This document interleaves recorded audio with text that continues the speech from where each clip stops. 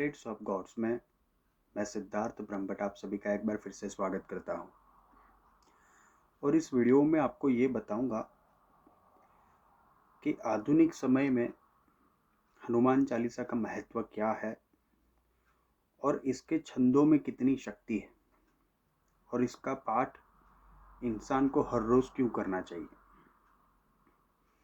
देखिए, हनुमान जी का प्रताप चारों युगों में है।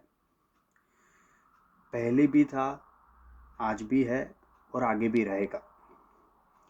सतयुग हो, द्वापर, त्रेता, कली, कोई भी युग, चारों युगों में उनका महत्व है।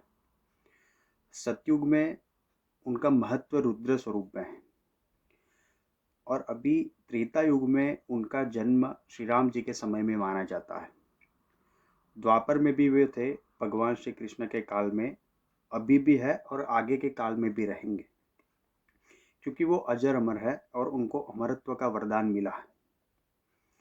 हनुमान जी जब चाहे तब शरीर में रहकर इस धरती पर मौजूद रह सकते हैं, जहाँ तक वो चाहे वहाँ तक, उनके वरदान के अनुसार। अभी कई लोग ऐसा पूछते हैं कि हनुमान जी का वास अभी कहाँ है, क्योंकि वो शरीर के साथ मौजूद है। ये कई सारे विद्वानों और संतों के अनुसार हनुमान जी का मूल स्थान द्रोणागिरी पर्वत पर आज भी है। वहाँ पे आज भी ऐसे स्थान है जहाँ पे मनुष्य नहीं पहुँच पाता, जो निर्जन होते हैं। वहाँ पे हनुमान जी का वास माना गया है। वैसे तो उनका वरदान है कि जहाँ पे भी राम कथा चल रही होगी तो हनुमान जी वहाँ पे हमेशा किसी न किसी रूप में विराजमान होते हैं और समय समय पर उनके भक्तों ने हनुमान जी के दर्शन भी किए हैं। हनुमान जी की विशेषता ये है कि पूरे ब्रह्मांड में एक हनुमान जी ही ऐसे देवता है जिनकी भक्ति से संकट तुरंत हल हो जाता है। अगर आप अन्य देवता के साथ इसकी कंपैरिजन करेंगे, उसके अनुसार मैं बता रहा हूँ, और एक चमत्कारिक सत्य कलयुग का ये है।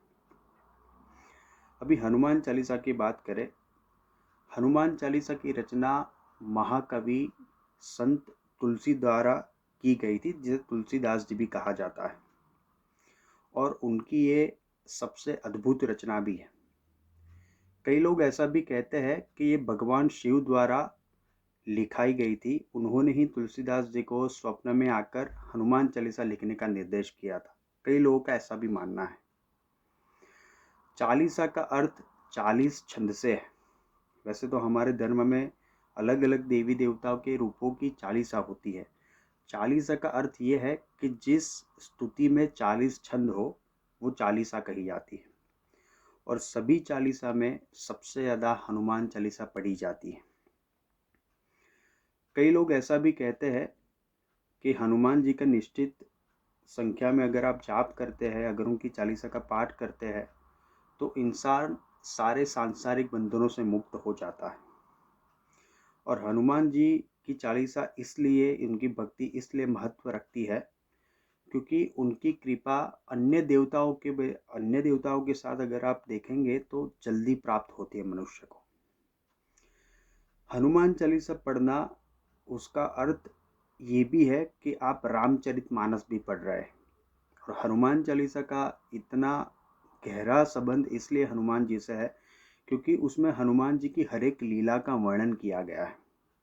वैसे तो तुलसीदास जी से पहले हनुमान जी की और चालीसाएँ भी लिखी गई थी, लेकिन सबसे ज़्यादा महत्व हनुमान चालीसा का ही है।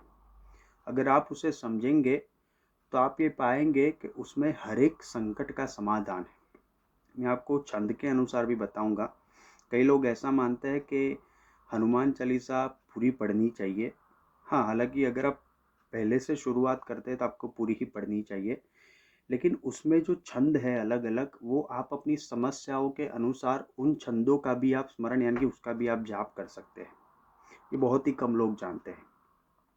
जैसे कि एक पंक्ति उसकी बहुत ही ज़्यादा प्रचलित है कि हनुमान जी के बारे में ये कहा जाता है, बहुत सारी जगहों पर ऐसा, उनकी हनुमान चालीसा की पंक्ति बहुत ही ज़्यादा प्रसिद्ध है। कई लोग अपनी कार के पीछे या बहुत सारी जगह पे लिखा था कि सब सुख लहे तुम्हारी सरना, तुम रक्षक काहू को डरना। अभी ये भी कहते हैं इतिहास के अनुसार कि तुलसीदास जी श्री राम जी के बहुत बड़े भक्त थे, और उनको राम जी पे बहुत ही अद्भुत विश्वास था, इसलिए औरंगजेब ने उनको कैद किया था। और उन्होंने वहीं पे, जब औरंगजेब द्वारा वो कैद किए गए, वहीं पे उन्होंने हनुमान चालीसा की रचना की थी। और उसके बाद कुछ ऐसा हुआ कि औरंगजेब को तुलसीदास को मुक्त करना पड़ा। हनुमान जी की ये चालीसा में 40 छंद है। हर एक छंद बहुत ही शक्तिशाली है। अभी मैं आपको अलग अलग छंदों का महत्व बताता हूँ कि आपको कौन सी समस्या है, तो आपको हनुमान चालीसा के कौन से छंदों का पाठ करना चाहिए। आप सिर्फ छंद का भी पाठ कर सकते हैं। जैसे कि अगर बच्चों का पढ़ाई में मन नहीं लगता, अगर आपका भी किसी चीज़ में मन नहीं लगता, तो आप ये जो हनुमान चालीसा का छंद है कि बल बुद्धि विद्या देवु मोहि हरहु कलेश विकार, इसका आप पाठ कर सकते हैं। अगर आपके मन में नकारात्मकता है या तो कोई अनजाना भय है, कोई कारण नहीं है फिर भी आपको भय लग रहा है, तो आप ये पाठ कर सकते हैं कि भूत पिशाच निकट नहीं आवे, महावीर जब नाम सुनावे। अभी भूत का अर्थ ऐसा नहीं है कि सिर्फ आत्माओं से या भूतों से है। भूत का अर्थ आने वाली समस्याओं के बारे में भी कहा जाता है। तो ऐसा नहीं है कि भूत पिशाच के माध्यम से या भूत पिशाच के लिए ही अगर आप ये छंद पढ़े तो ही अच्छा है। कई लोग का ऐसा भी मानना है कि हनुमान चालीसा तभी पढ़नी चाहिए जब आप पे कोई ऐसा संकट हो, नकारात्मक शक्तियों का, या तो कोई भूत बाधा हो, ऐसा कुछ। लेकिन ऐसा कुछ नहीं है। तुलसीदास जी ने हनुमान चालीसा की रचना इस प्रकार से की है कि मनुष्य के जीवन में ऐसा कोई संकट ही नहीं है जिसका निवारण हनुमान चालीसा के माध्यम से ना हो। अब अगर कोई कार्य सिद्धि आपकी चाहते हैं जो हो नहीं रही, तो उसका भी एक अलग से छंद तुलसीदास जी ने लिखा है हनुमान चालीसा में कि भीम रूप धरि असुर संहारे, रामचंद्र के काज सवारे। अगर आप अपनी कार्य सिद्धि चाहते हैं तो आपको इस छंद का जाप करना चाहिए।